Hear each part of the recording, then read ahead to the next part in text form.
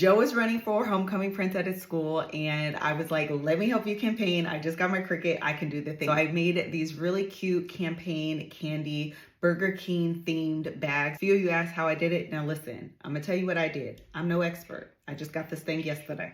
Okay, let's get into it. For supplies, you're gonna need sticker paper. I use the Neato brand, some treat bags, some mini burger candies, and a template. I got my template off Etsy. Inside of Cricut Design Space, there is a create sticker button. I selected Kiss Cut, a standard white border, and then cut interior shapes, and then apply.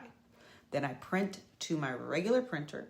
And then from there, I changed my paper settings in my Cricut to ensure I got the optimal print on the shiny paper. This actually took me a little while to figure out because the first time I was printing, the ink was smearing, but once I figured it out, it made such a huge difference. And then after that, it was just assembly. The whole thing took about an hour for about 15 to 20 bags. I was gonna make more bags, but Amazon kind of played me and delayed my shipment for the rest of my burger candies, so I couldn't finish, and I just added some additional candies that I had in the house actually for Halloween.